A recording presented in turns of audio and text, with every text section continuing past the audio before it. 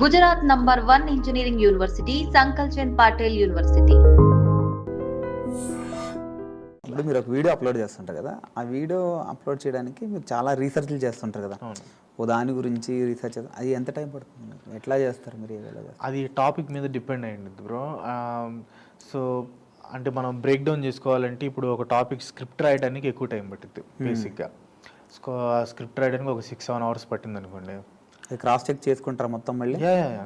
ఒక సోర్స్ నుంచి అయితే తీసుకోం, 3-4 డిఫరెంట్ సోర్సెస్ నుంచి అయితే తీసుకుంటాం అనమాట.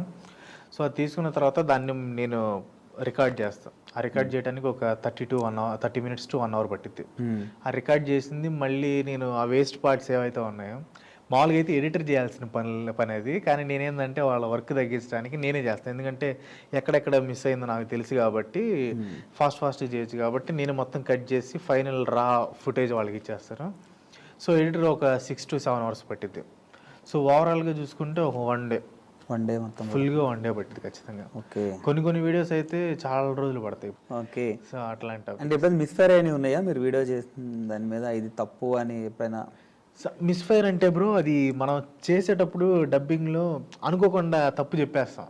ఇప్పుడు ఇయర్ డేట్స్ కానీ అలాంటి తప్పు చెప్పేస్తూ ఉంటాం. కొన్ని పేర్లు తప్పు చెప్పడం కానీ, కొన్ని చోట్ల ఇన్ఫర్మేషన్ మిస్ అయిపోయింది. కొన్ని చోట్ల ఏంటంటే మనం చెప్పిన ఇన్ఫర్మేషన్కి డేటా పెట్టాలి, అది ఎడిటింగ్లో ఎడిటర్కి తెలియక పెట్టేయకుండా ఉంటాం, అది నేను చూడకపోవడం. సో ఇట్లాంటివి జరుగుతూ ఉంటాయి. సో అది కామన్ అనమాట. ఇలాంటి మిస్టేక్స్ అయితే జరుగుతూ ఉంటాయి. అంటే వాంటెడ్గా అయితే రాంగ్ ఇన్ఫర్మేషన్ ఎప్పుడు మళ్ళీ కరెక్షన్ చేసుకుంటారా? మళ్ళీ కింద డిస్క్రిప్షన్లో అది కామెంట్ సెక్షన్లో చెప్తా, ఇట్లా పలానా ప్లేస్లో తప్పు చెప్పాను సారీ అని చెప్పి. ఓకే. అంటే ఇంత కష్టపడి చేస్తున్నారు కదా, దానికి కొంతమంది నెగిటివ్ కామెంట్లు కూడా పెడుతుంటారు కొంతమంది. చాలా ఎట్లా తీసుకుంటారు మీరు? స్టార్టింగ్లో అయితే బాగా పట్టించుకునేవాడిని బ్రో. అంటే ఎందుకు ఇంత నెగిటివ్ కామెంట్స్ చేస్తున్నారు అని కొంచెం ఫీల్ అయ్యేవాడిని. తర్వాత అర్థమైంది, నువ్వు ఒక ₹1,00,00,000 తీసుకెళ్ళి ఒక మనిషికి ఇచ్చినా కూడా నెగిటివ్ కామెంట్స్ చేస్తారు. సో నువ్వు ఏ పని చేసినా నెగిటివ్ కామెంట్స్ చేస్తారు అనేది నాకు అర్థమైపోయింది. సో దాని నుంచి బయటపడాలంటే దాన్ని ఇగ్నోర్ చేయటమే బెస్ట్ వే. ఇంకా దాన్ని పట్టించుకోకూడదు. ఏంటంటే దాన్ని మనం ఒక పాజిటివ్ వేలో తీసుకోవాలి.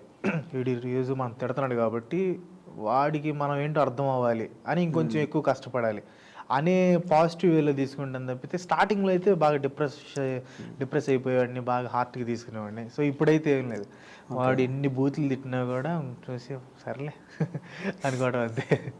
అంటే మీరు అన్నీ ఎనలైజ్ చేస్తుంటారు కదా, మీ దృష్టిలో టాప్ 5 యూట్యూబర్స్ అంటే ఎవరి పేర్లు చెప్తారు మీరు మీ ఎనలైజ్ ప్రకారం? అంటే మన తెలుగులోనా? మొత్తం మీకు సరౌండింగ్ మొత్తం. తెలుగులో అంటే ఇప్పుడు నాతో పాటు విఆర్ రాజా ఉన్నాడు, అంటే సేమ్ కేటగిరీ. సో అతను కూడా బాగా, అంటే నాకు బాగా తెలుసు. ఓకే. అతను బాగానే చేస్తాడు. ఇప్పుడు నాన్ విష్ణు ఉన్నాడు. సో నాన్ విష్ణు కూడా నాకు బాగా తెలుసు, అతను బాగా చేస్తాడు. అండ్ ఇంకా చూసుకుంటే అంటే బాగా చేస్తాడు కాదు, అంటే ఎవరు టాప్ అంటారు మీ లెక్కలో? టాప్ 5 పెడితే ఏ ఆర్డర్? అంటే దానికి అంటే దేన్ని బేస్ చేసుకుని టాప్ అనేది అక్కడ point. Content okay, revenue okay, మొత్తం అన్ని కలిపి అనుకోండి. ఇప్పుడు రెవెన్యూ పరంగా తీసుకుంటే ఇప్పుడు నాన్ విష్ణు అన్నాడు, నెలకు 30 లక్షలు వస్తున్నాయని చెప్పాడు. ఓకే. సో అది తెలుగులోనే, అది ఇండియాలోనే టాప్. అది టాప్. నెలకి 30 లక్షలు రావడం అనేది మామూలు విషయం ఇండివిజువల్ యూట్యూబర్స్కి. ఇప్పుడు మీలాంటి వాళ్ళకి అయితే వస్తాయి అంటే ఎంఎన్సీస్ అలాంటి వాటికి అయితే వస్తాయి అనుకోండి. ఇండివిజువల్ యూట్యూబర్స్ అయితే అంత ఎక్కువ రావడం అనేది ఇంపాసిబుల్ అనమాట. సో అట్లా నాన్ విష్ణు తీసుకోవచ్చు. విఆర్ రాజా కూడా బాగానే వస్తూ ఉంటాయి, 2 ఛానళ్ళు ఉన్నాయి. అండ్ భయ్యా సన్నీ యాదవ్ అని ఉన్నారు. అంటే వీళ్ళందరూ నాకు తెలుసు అనమాట. క్రాంతి లేడు అందులో? క్రాంతి ఇంకా ఆ రేంజ్కి రావాలని కోరుకుంటున్నాం. ఉన్నాడు అన్నారు చాలా మంది. అంటే అది ఎట్లా అన్నారు నాకు తెలీదు, బట్ ఉంటే మంచిదే, ఉండాలని కోరుకుంటా. ఓకే. మీ లైఫ్లో బాగా బాధపడ్డ క్షణం ఏదైనా ఉందా మీ లైఫ్లో? బాధపడ్డ క్షణం అంటే ఉన్నాయి బ్రో. అంటే ఇది మీకు నెట్వర్క్ మార్కెటింగ్ క్యూనెట్ అని ఒకటి ఐడియా ఉండండి. మనం ముగ్గురిని చేర్పిస్తే సంవత్సరంలో కోటీశ్వర్లు అయిపోవచ్చు. సో ఇలాంటి స్కామ్లో నేను కూడా చిక్కుకున్నాను అనమాట అప్పుడు. నాకు అంటే దాన్ని నిజస్వరూపం చెప్పకుండా ట్రాప్ చేసి ఫైనల్గా దాన్ని ఇది అసలు విషయం అనేది బయట పెట్టారనమాట. అంటే ఆ విషయం తెలిసే టైంకి మనం బయటికి రాలేని పరిస్థితి.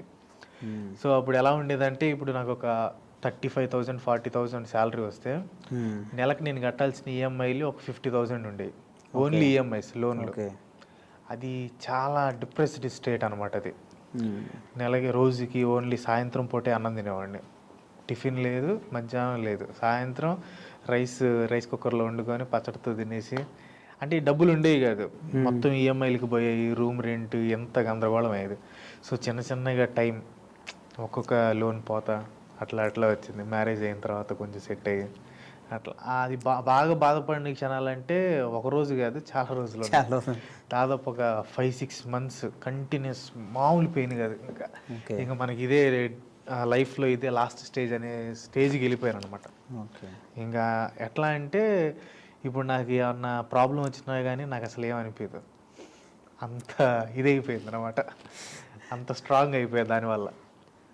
ఇప్పుడు ఒక మెమరబుల్ డే అంటే మీ లైఫ్లో ఏం చెప్తారు మీరు?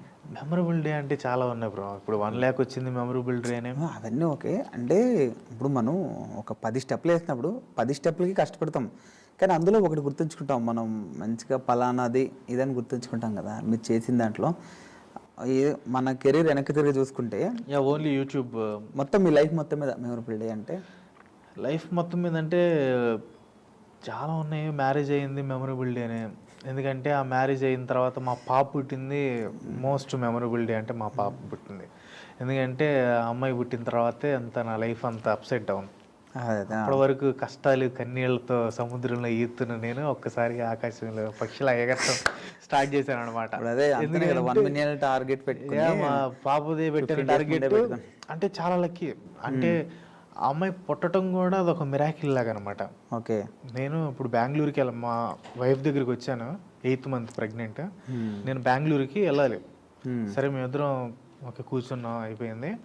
నేను బయటికి ఊరు వెళ్ళటానికి ఇంకా ఆటో ఎక్కడానికి వచ్చాను అనమాట. నేను పొన్నూరులో ఉన్నాను, చీరాలు వెళ్ళి బస్సు ఎక్కాలి. ఆటో ఎక్కడానికి బస్సు ఎక్కడానికని వెళ్ళాను. మా వైఫ్ ఫోన్ చేసింది, అట్లా ఉమ్మనీరు కారిపోతుంది అని. మామూలుగా అయితే నాకు ఉమ్మనీరు అంటే తెలియదు, అది తెలియదు, పెద్ద పట్టించుకునేవాడిని కాదు.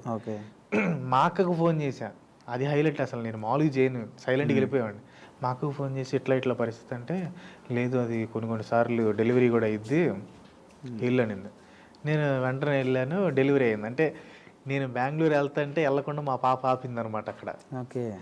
అట్లా మా పాప పుట్టిన తర్వాతే నా ఛానల్ అనేది రైజ్ స్టార్ట్ అయింది. అప్పుడే క్యూటీకేవి స్టార్ట్ చేశాను. ఆ పాయింట్ ఆఫ్ టైంలోనే రైజ్ అయిందనమాట. కరెక్ట్గా అంటే బాగా లక్కీ అట్లా. అది మెమరబుల్ డే అయితే మా పాప పుట్టిందని చెప్తాను, మోస్ట్ మెమరబుల్ డే అయితే. మీకు ఎవరు ఇంకా అన్న చెల్లి ఫ్యామిలీ బ్యాక్గ్రౌండ్ మీది? నాకు వచ్చేసి మా అక్క మా తమ్ముడు. మా అక్క వచ్చేసి సాఫ్ట్వేర్ అనమాట, ఆర్కెల్లో పనిచేస్తుంది. మా తమ్ముడు వచ్చేసి యూట్యూబ్ అతను కూడా. మేమిద్దరం ఒకే college, YSR engineering. Software employee, తమ్ముళ్ళ యూట్యూబర్, రెండు కదా, ఇద్దరికి రెండు తీసుకున్నారు. ఆ రెండు కలిపి అట్లా. సో బేసిక్ ఏంటంటే ఈడు పాస్ అవుట్ అయినప్పుడు కరోనా వచ్చేస్తుంది. కరోనాలో బయటికి వెళ్ళడానికి అలా అంత లేదు కదా, ఖాళీ ఎందుకు ఉంటారా, యూట్యూబ్ ఛానల్ పెట్టుకో, ఇనిషియల్గా నేను ప్రమోట్ చేస్తాను, తర్వాత నువ్వు లాక్కోవాలని చెప్పాను. సో ఇనిషియల్గా నేను కొంచెం హెల్ప్ చేశాను అనమాట. తర్వాత ఇంకా ఆడ ఓన్గా చేసుకుంటున్నాను అట్లా. అండ్ మా ఫాదర్ వచ్చేసి పోలీస్ కానిస్టేబుల్, మా మమ్మీ వచ్చేసి హోమ్ మేకర్.